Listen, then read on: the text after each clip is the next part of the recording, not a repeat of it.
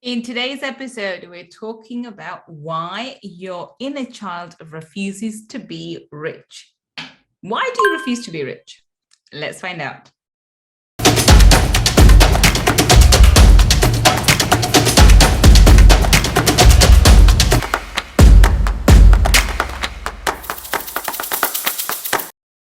Welcome. This is Gull Khan, your money mindset expert, and I help entrepreneurs to break free from the limiting beliefs, reverse their money shame, and to blast through money blocks so that they can live a life of unlimited abundance. And today we're talking about why you are refusing to be rich, or more precisely, why is your inner child refusing to be rich? And this is a topic I've covered recently in my mastermind in depth, and I thought it was really important for us to cover in this on this podcast series as well, because a lot of the time it's not your conscious mind, not your adult self that's refusing to be rich. It's actually the more powerful part of you, which is your subconscious mind, controlled by your inner child, that actually refuses to be rich. And there could be a number of reasons for this, and we're going to explore some of them. So let's think about it. The very first thing I want you to think about listening to this episode is, how did you feel about rich people growing up? Now, I want you to take this apart because this is a bit of an open-ended question. I want you to think about, you as a child and see when you were a child, how was money portrayed? How was it seen? How was it discussed? If it was discussed in front of you, a lot of the times adults discuss things, they don't realize kids are in the room, and they're absorbing this information as well. So how did you actually hear or feel about money? Was it discussed in a positive manner, or was there conflicts and fighting around it? A lot of the times children grow up listening to adults, their parents, or any other people around them, or parents with other people fighting around money. So they internalize the idea that money equals conflict, and therefore you push it away. It doesn't really matter how this idea comes into your subconscious mind, but as long as your subconscious mind picks up the idea that it's unsafe and it's wrong to have money, as an adult, it will find the most logical and straightforward ways to make sure that you never have money. It will create situations, scenarios where you are making money, but you're not able to keep it, and you kept getting rid of it very, very rapidly. As soon as you make it, you get rid of it, or you manifest. As soon as you manifest some money, you manifest expense to go with it. So it finds ways to get rid of it very, very quickly, if it makes it at all. So let's unpack this a little bit more. So if you are, imagine yourself as a 6-7-year-old, and you're sitting in a room, and there are discussions going on about money. Now, it doesn't matter if you don't picture yourself as 6-7 years old. It could be that you're seeing yourself as early teens, or 9-10-year-old is fine, but around the 7-year mark is a good place to think about. But whatever age pops into mind is fine.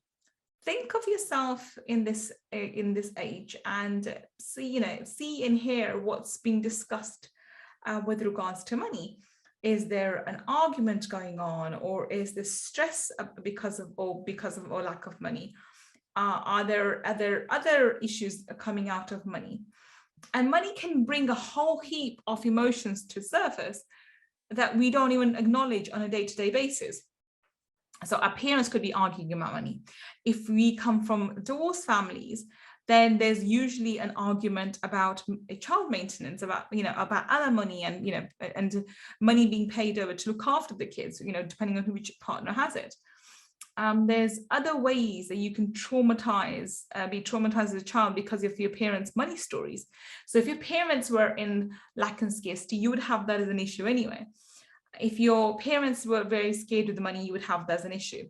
If your parents suffered a financial trauma, like a bankruptcy, or lost their money, or something else, you would actually face that as an issue.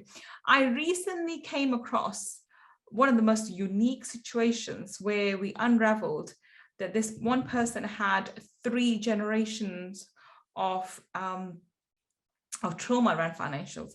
So the grandparent had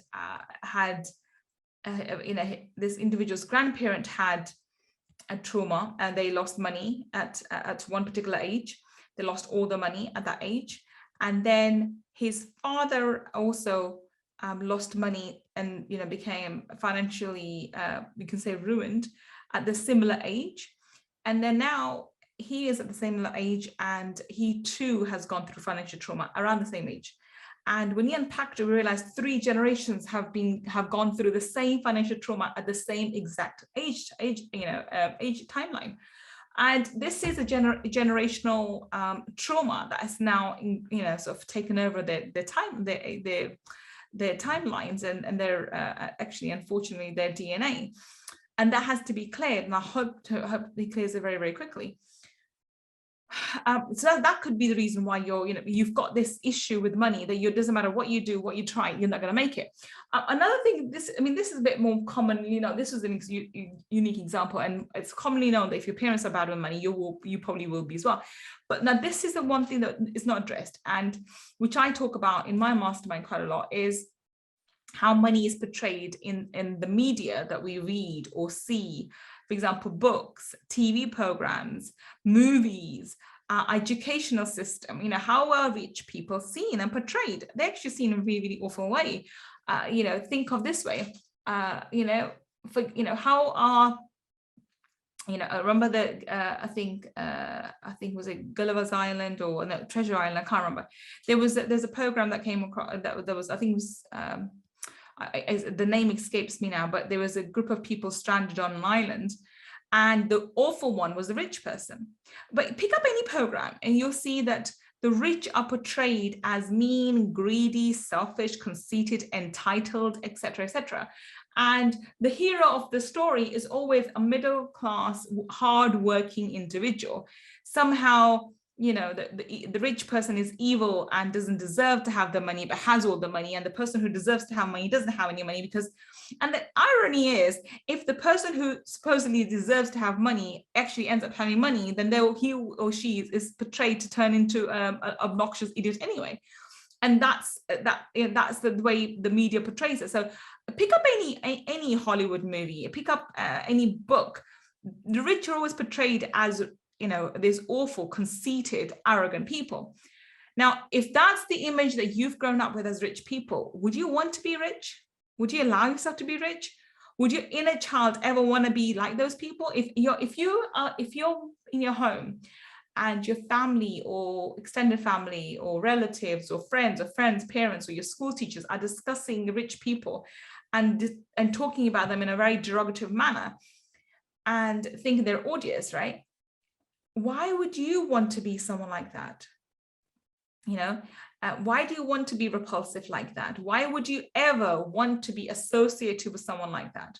You wouldn't, logically speaking. Obviously, as an adult, you don't see that, but as a child, you've made this connection that if I have money, if I become rich, people will despise me like they despise this individual. People would hate me like they hate these people. And we don't want to be despised. We don't want to be rejected. We don't want people to be jealous or envious or hate us. So we think it's, when I say we, I mean the subconscious mind thinks it's unsafe to have money.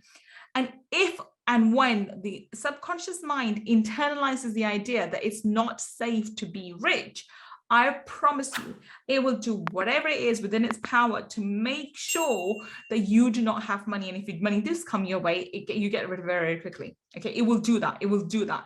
And so you have to really think about what kind of image you grew up with about rich people. Not only what about your mum's story and dad's story, and I think we've covered that extensively in other episodes.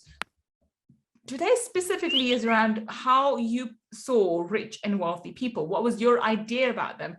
Did you want to be like them? Most people will say no, okay? And they're always and we never have the ability to make money just for the sake of money. We have to give justification for it.